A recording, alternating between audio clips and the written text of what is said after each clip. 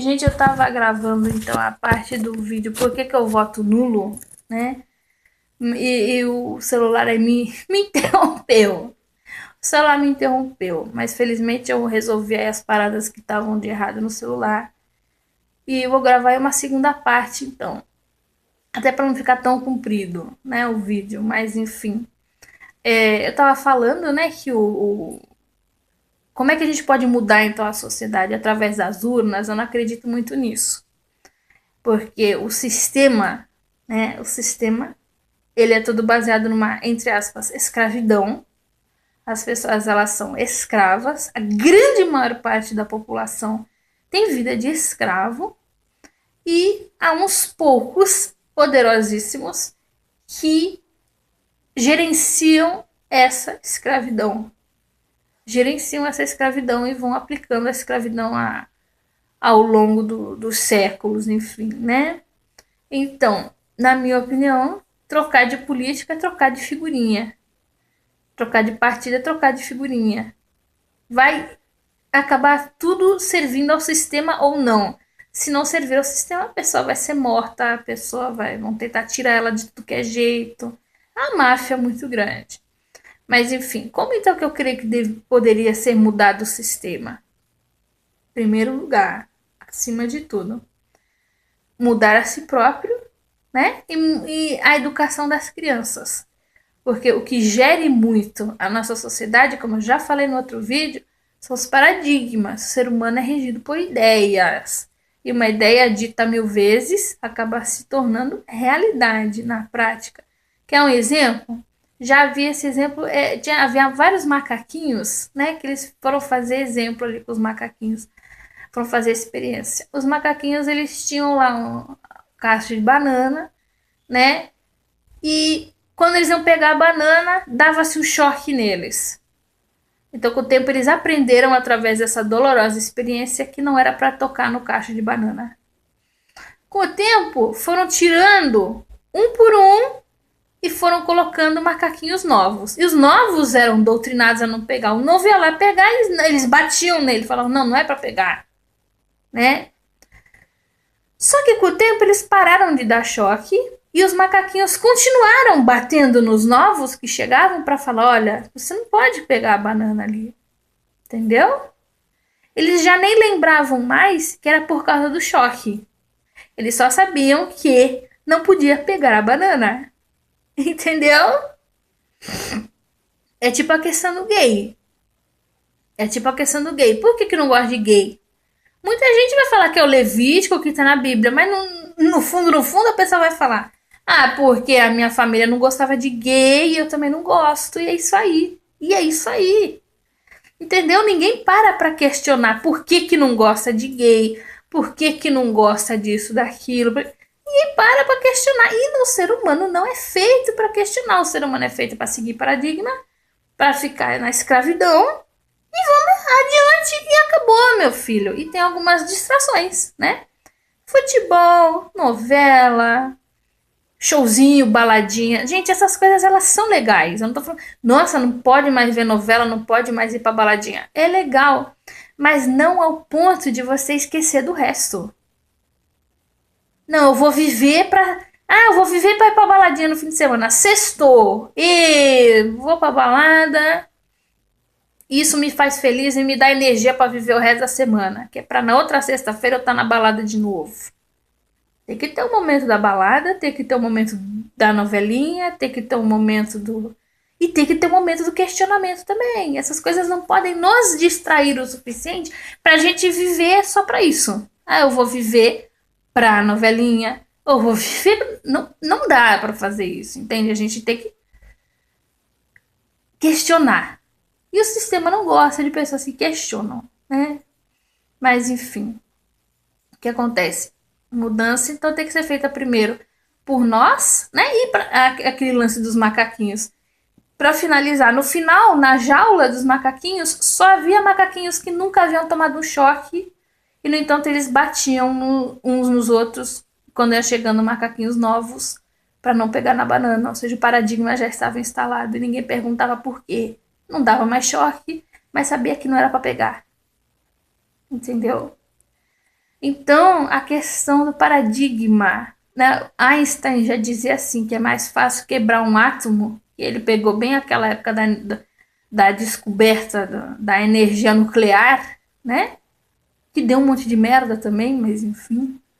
A energia nuclear, ela foi muito boa por um lado, mas por outro lado ela deu um monte de merda, mas enfim, isso é papo para outro vídeo.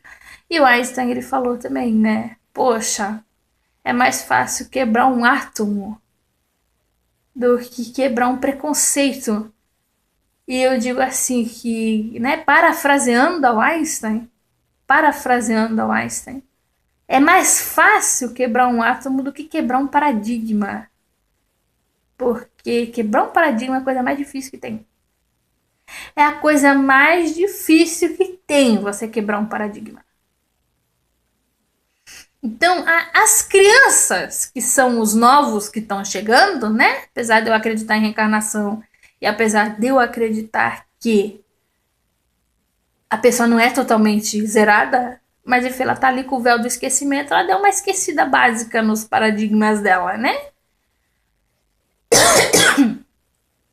Gente, a criança que ela tá chegando agora, ela tem que ser desconstruída em relação a paradigmas. Por exemplo, enfim, você quer um paradigma, você quer uma sociedade onde haja pessoas que ganham melhor. Os futuros empresários, gente, estão sendo criados agora. Então, por que não criar um empresário que tenha uma mentalidade de crescer junto com todo mundo? Por mais que haja leis trabalhistas, por mais que haja isso, aquilo, outro, se o empresário botar na cabeça dele que ele vai só explorar os outros e só ele vai ganhar e o resto que se dane, ele vai dar um jeito de burlar as leis e fazer isso.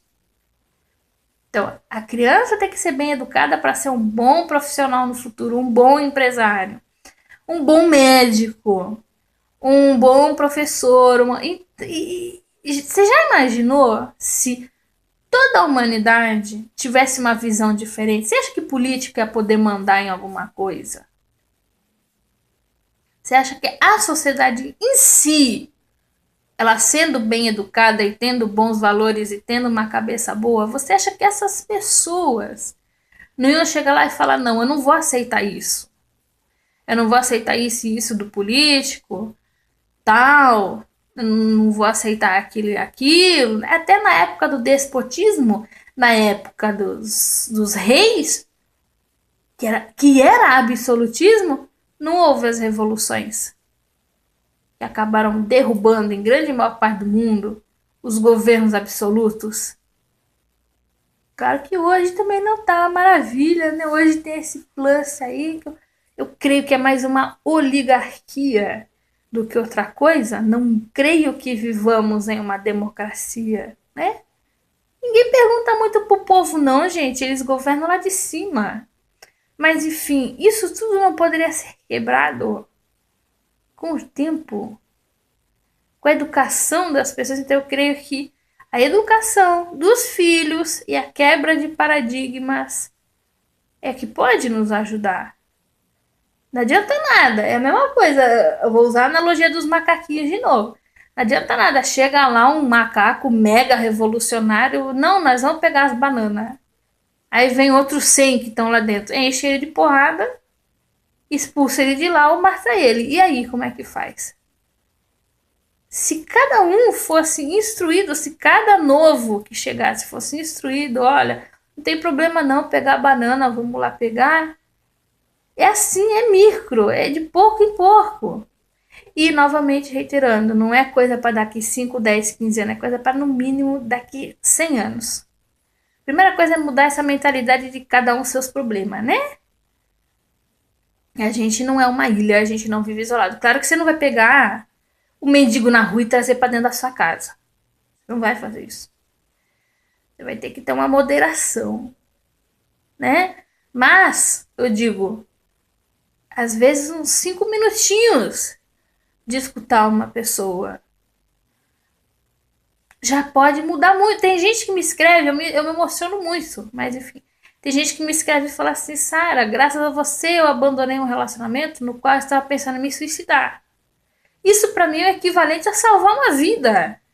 E eu não sou médica, eu não sou salva-vidas, eu não sou nada disso. Eu sou só uma pessoa que tá aqui falando. Eu sou só uma pessoa que tá aqui falando, né?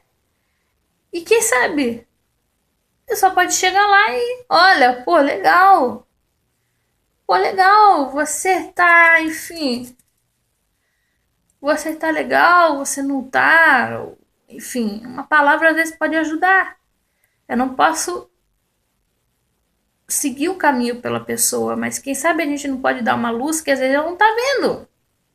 Eu me lembro muito, muito bem de uma moça e eu nunca mais eu tive contato com ela, porque depois do Orkut eu não tive mais contato com essa moça. Quando eu tava namorando o passivo-agressivo, ele, essa moça, ela era um pouco mais nova do que eu na época, mas ela já tinha tido pelo menos um namorado sério. O passivo-agressivo foi meu primeiro namorado mais sério, por assim dizer.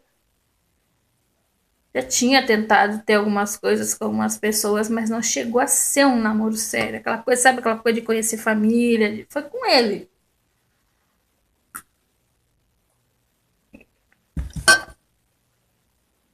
E o que acontece? Ela chegou, ela usou de uma linguagem um pouquinho mais incisiva. Ela falou: Sara, esse cara tá te manipulando. Sara, esse cara tem ciúmes de você. Eu falei: não, ele tem ciúme de outros homens? Mas eu faço isso, isso, isso e aquilo. Ele não cisma. Não, Sara, não é ciúme de outros homens. É ciúme porque você estuda. É ciúme porque você trabalha. É ciúme porque você tá indo atrás das coisas enquanto ele não faz nada. Aí eu olhei e falei: gente, será? Não, porque ele tá te manipulando, porque ele tá mentindo. Ela não era psicóloga, ela não era nada, era uma menina que tava ali num grupo, num determinado grupo. Na época não era grupo, era comunidade do Orkut. Eu comecei a desabafar, ela contou assim pra mim: pô, Sara, isso que ele tá fazendo é errado. Termina com ele, termina com ele. Eu não cheguei a terminar com ele, mas a partir daquele momento a nossa relação nunca mais foi a mesma. Então, às vezes, se não fosse essa menina, eu não ia ter enxergado um monte de coisa. Primeiro que era primeiro namorado e segundo que, enfim, às vezes você tá dentro da situação, você não enxerga mesmo. Mas a questão é a seguinte, gente. Enfim, eu me sinto feliz quando eu chego aqui e alguém fala: olha, eu terminei uma relação assim, assim. Ao ver um vídeo seu, eu vou começar uma faculdade nova. Isso pra mim é mudar a sociedade. Não porque eu vou chegar e falar: ó, começa a faculdade nova. Não. Mas é você quebrar um paradigma. É você quebrar um paradigma de que, mulher. Tem gente que pensa assim, né? Mulher depois dos 35, dos 40, mulher não vale mais nada. Então, pô, se o cara quer achar que tu não vale mais nada, que não vale mais nada é ele. Manda se fuder e acabou. Ou outros tipos de coisas aí, as pessoas estão indo adiante. As pessoas estão indo adiante e elas estão conquistando. E tem mulher mais velha que tá casando de novo. E tem mulher mais velha que tá fazendo uma segunda ou até mesmo uma terceira faculdade. Ou a primeira, enfim, não tem problema nenhum. Você não tem que fazer faculdade com 18 aninhos só. 18, 20 aninhos. Não, pô. Não tem idade máxima. Tem mínima, né? Faculdade tem idade mínima e você tem que estar formado em ensino médio. Mas não tem idade máxima para fazer faculdade. Problema nenhum. Então, quebrar esses paradigmas de que a gente não serve pra nada, não sei o que. Não, gente. Chega lá, faz. E eu fico muito feliz de ver que tem pessoas que chegam e falam: olha só, comecei uma faculdade nova, terminei uma relação ruim, percebi que meus pais são abusivos. Tem gente que mente uma vida inteira pra si próprio pra perceber que pai e mãe é abusivo. Então, às vezes, Não é só em canal do YouTube que a gente pode fazer isso. A gente pode fazer isso de inúmeras outras formas. Então, se a gente se conscientizar, em primeiro lugar, que a gente está escravizado, e segundo lugar, através do conhecimento, que a gente não precisa ser escravizado e que há caminhos para a gente seguir, a gente aos poucos vai mudando e automaticamente já não vai mais aceitar coisa que político merda for fazer. Entendeu? Então, quem que manda na sociedade? É o político, não sei o que, tá? Nós vivemos, como eu disse, nós vivemos numa oligarquia. Mas vocês acham que esses poucos que são, entre aspas, poderosos, conseguiriam nos controlar se nós tivéssemos conhecimento? Conseguiriam nos controlar se nós simplesmente não nos subordinássemos? No começo, talvez iam querer matar um monte de gente. Ou iam querer fazer um monte de coisa. Mas uma hora ia ser tanta gente que eles não iam conseguir contra nós. Então, ser humano em geral, independente de ser mulher, de ser homem, de ser o que for, ele tinha que se colocar na sociedade. Quebrar os paradigmas. Claro que a gente tem limite, a gente tem muito limite. Tem o limite do dinheiro, tem as contas para pagar, tem família, tem isso, tem aquilo. Mas aos poucos, e principalmente educando as pessoas que estão chegando, é que a gente pode mudar a sociedade. Então, em resumo, eu não acredito que voto resolva muita coisa. Claro que um presidente ruim, ele pode fazer muita merda, né? Mas a merda, segundo esse pensamento que eu tenho, de que a gente é escravo aqui na Terra, a merda tem que ser moderada. O povo tem que ter uma certa moderação para continuar vivendo como escravo e ser satisfatório para o sistema, né? Então eles também não vão deixar extrapolar muito. Prova disso foi que o Collor tentou extrapolar e foi tirado de lá. Se ele fosse interessante para o sistema, ele não teria sido tirado. Então, até a safadeza, a sacanagem, a roubalheira tem que ser moderada lá dentro. Mas também não adianta muito querer consertar o sistema, querer não sei o quê. Justamente porque se você querer consertar o sistema, bater de frente com o sistema que está todo montadinho, você vai se ferrar. Então, a meu ver, tem que mudar os paradigmas e as pessoas como um todo. Isso é trabalho, assim. Se começar hoje, vai surtir efeito daqui uns 100, cento e poucos anos. Enfim, eu não sei o que vocês pensam acerca disso. Vocês veem aqui que eu não falei bem nem mal de partido nenhum. Eu falei do que eu penso que é a política, de como que é o jogo do poder mundial.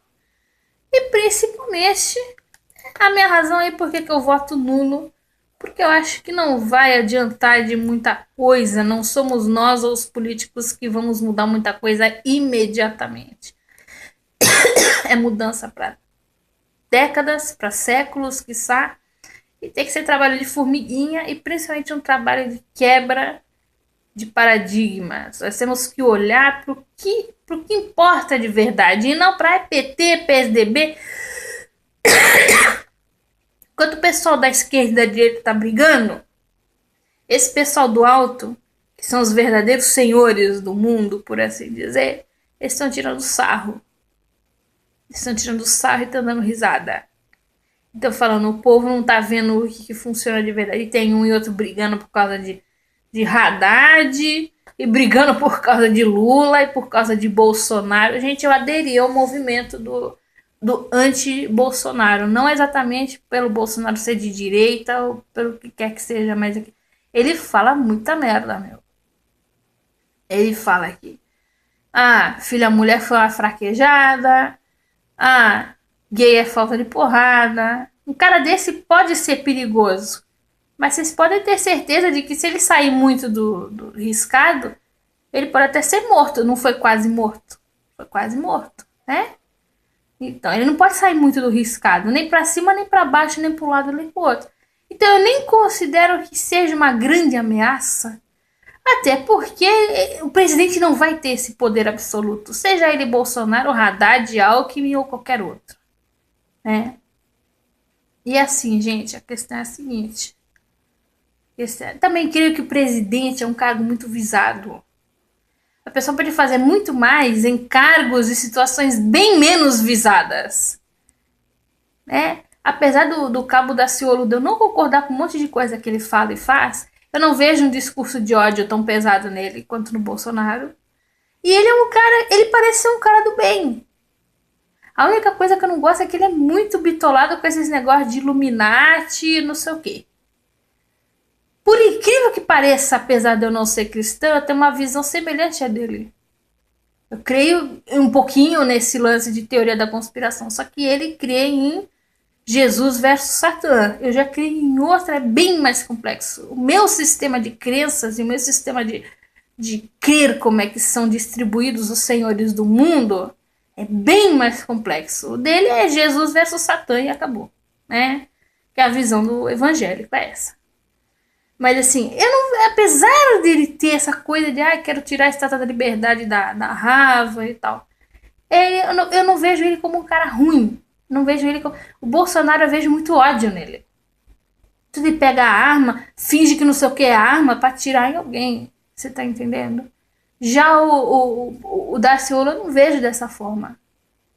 E eu vi um vídeo recentemente aí que em 2007 ele teve um projeto. Ele nem era da política ainda. Ele subiu o morro, ele subiu a rocinha para ajudar as pessoas lá dentro a arrumar emprego. Eu acho que ele poderia fazer muito mais pela sociedade, continuando com esses projetos de arrumar emprego nas comunidades, de tirar as pessoas das drogas. Assim, de pouquinho em pouquinho, trabalhinho de formiguinha, do que ir lá se botar como presidente, ficar supervisado e arriscar até morrer. Entendeu? A gente não pode ficar se mostrando muito. Por isso também que eu não fico divulgando esse canal para todo mundo. Esse canal tá chegando mais gente e tal, mas nunca quis que tivesse 2, 3 milhões de inscritos. Esses canais de 2, 3 milhões de inscritos pra cima é muito visado. Tem muito hater.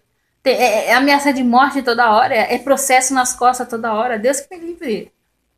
Você perde até a liberdade. Então, pra mim, é trabalho de formiguinha. Né? Trabalho de formiguinha. O Daciolo é muito, ele é extremamente corajoso, apesar de eu não gostar de muitas das pautas que ele traz. Ele parece ser um cara do bem, ele parece ser um cara que ele quer consertar o Brasil de fato, mas ele crê muito em milagre. E apesar de eu ser espiritualista, tem um viés diferente de espiritualidade dele, mas eu sou espiritualista, não acredito em milagre, assim, é coisa para anos. Ele acredita que se ele for presidente... Ele acredita que ele vai ser presidente no primeiro turno já. Com uma campanha que ele gastou pouquíssimo, não gastou nem R$1.000 na campanha dele. Ele acredita que ele vai ser presidente e ele vai resolver tudo em 4 anos. Tudo bem, ele acredita nos milagres, ele tem essa cultura de milagre do evangélico. Mas eu, como magista, que até eu não sei como que uma pessoa como eu viveria num governo como o dele, que é tudo é Bíblia e governo teocrático, eu não sei como é que uma pessoa como eu viveria num governo como o dele. Mas, enfim, eu como magista, eu não acredito em milagre. Eu acredito muito aos poucos. Muito aos poucos. E principalmente, até na própria magia não tem milagre. Você não faz uma magia e um negócio lá, não, eu vou fazer... Não existe interruptor, já falei isso em outros vídeos também, que fala de magia aqui. Assim como na magia não tem interruptor, também não tem interruptor na política. Não tem, é um sistema. Não é um cara entrando lá, por mais bem intencionado que ele seja, que ele vai mudar tudo. Ou ele obedece o sistema, ou ele é morto. Ou é morto ou é expulso. Para mudar o sistema tem que ser trabalho de formiguinha, meu. Não pode ficar se expondo. Eu creio inclusive, que ele poderia fazer muito mais mesmo, se ele não ficasse se expondo dessa maneira que ele se expõe e fosse para as comunidades continuar dando emprego para mudar a cara desses lugares onde a pessoa só cresce no lugar tal se ela for traficante. Não, pô, vamos arrumar emprego, vamos arrumar... Pouquinho em pouquinho, meu. Se tu bater de frente com um sistema muito forte, não dá. É que nem aquela analogia que a gente fala assim, às vezes chega um lenhador com bata de um machado assim, pega, tenta derrubar aquela árvore centenária. A árvore não vai se derrubar. Mas uma formiguinha atrás da outra, atrás da outra, atrás da outra. O cupim, pequenininho, rói pouquinho. De pouquinho em pouquinho eles destroem a árvore todinha. É assim que a gente tem que mudar a sociedade. E demora pra cacete. E é difícil pra cacete, mas eu penso né, hoje, do alto dos meus 32 anos de idade, eu penso que esse é o único trabalho que pode, a longo prazo, surtir algum efeito. Vai bater de frente com o sistema, meu. Vai dar em merda. Toda mudança foi devagar. Vocês podem reparar. Só a tecnologia que cresceu um pouco mais nos últimos anos, né? Mas, assim, a questão, por exemplo, a questão do divórcio. Quanto tempo demorou para autorizarem o divórcio? Foi no final dos anos 70, gente. Antes do final dos anos 70 só havia desquite e não podia casar de novo. Pelo menos aqui no Brasil. A questão da escravidão. Quantos séculos que não passaram da escravidão para mudar? Não é assim, tchum, mudou. Não, é muito difícil. Naquele tempo em que as pessoas achavam que era normal ter escravo, vocês acham que mudava alguma coisa? Não. Tiveram que mudar aos poucos a mentalidade e as pessoas tiveram que se acostumar ao fato, na mente, de que ter escravo era errado. E elas tiveram que se acostumar na mente que, enfim, execução em praça pública era muito cruel. E tem algumas pessoas que apoiam esse tipo de coisa até hoje. Ou, enfim, qualquer tipo de paradigma, qualquer tipo de pensamento, não foi de uma hora para outra ou em alguns anos. Tem que ser devagarzinho, gente. Se não for devagarzinho, se não for trabalho de formiguinha, e principalmente com as crianças e quebra de paradigma aos poucos, eu não acredito que PT, PSDB, PQP, qualquer coisa que tenha lá vai mudar alguma coisa. Então eu espero que eu tenha respondido a essa questão do porquê que eu voto nulo. Se você quer discordar, se você acha que é diferente, você pode escrever aqui embaixo. O comentário é livre, ok? O comentário é completamente livre. Coloca aí por que você pensa diferente, por que você acha que não pode votar nesse, ou porque não pode votar aquele, ou porque não deve votar nulo, porque votar nulo vai estar desperdiçando o voto, ou por que você acha que alguém entrando lá vai resolver alguma coisa. Gente, muito obrigada por mais essa atenção. Até o próximo vídeo.